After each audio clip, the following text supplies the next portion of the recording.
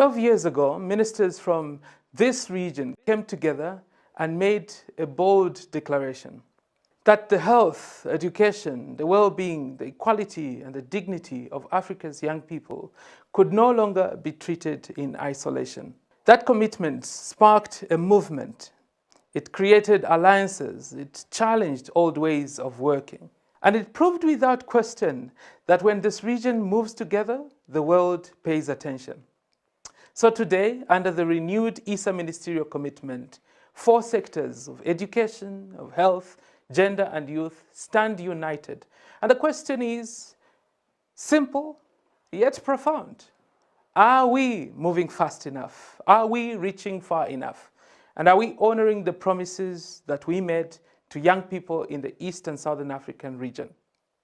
This meeting, the ESA Commitment Technical Coordinating Group, is where evidence meets accountability. I'm here to share the reason why we are in this room. In the few hours we are together, we are here to review national and regional progress towards the East and Southern Africa ministerial commitment targets to see where we are. Too often, young people, especially adolescent girls and marginalized groups, such as those living and working on the streets, youth with disabilities, and internally displaced young people, including those in humanitarian settings, remain excluded from decision-making processes that directly affect their lives. And this is not simply a technical gap, but a matter of justice. The 2022 and to 2024 progress report shows that important strides have been made. Comprehensive sexuality education is now part of school curricula in most countries, and youth-friendly health services are surely expanding. So we celebrate that more young people living with HIV are currently accessing treatment and achieving virus suppression. And these milestones prove that transformation is truly possible when political will and investment align. But at the same time, if you really look at this report, it reminds us that the progress is uneven and fragile. To take us through the key findings, it is my pleasure to welcome Dr. Lamboli Kumboneki of the SADC Secretariat. Colleagues, thank you so much, and thank you for giving us the opportunity to share with you the findings of the ESA commitment. Almost 32% of citizens of the population in the East and Southern African region are youth. This is very strategic for our development, and the window of opportunity to ensure that those youth are healthy, they're educated, they're empowered.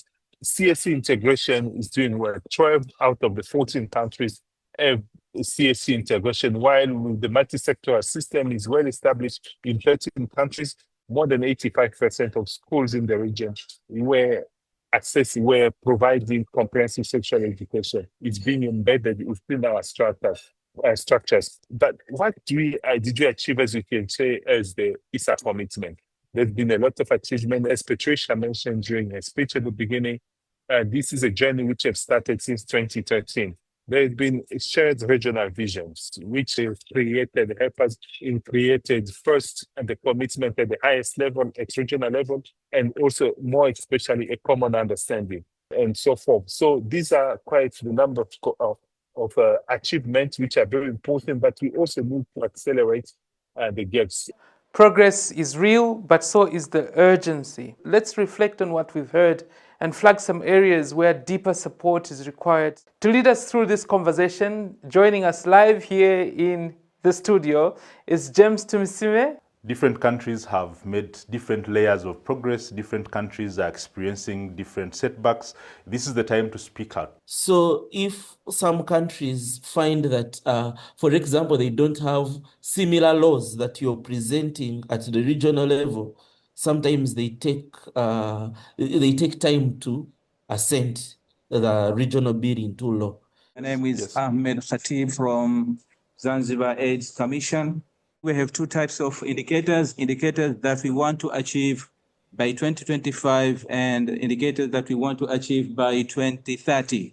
And I've noticed that in Burundi, we are making good progress because we are seeing in the curriculum, we integrated sexual education. In terms of the findings that actually EUP child marriage and GBV. They are real issues that we feel that need attention. And in your groups, we'd like you to discuss what is the biggest national achievement since 2022. We have had campaigns on ending early pregnancies, which have propelled issues leading to political proclamations.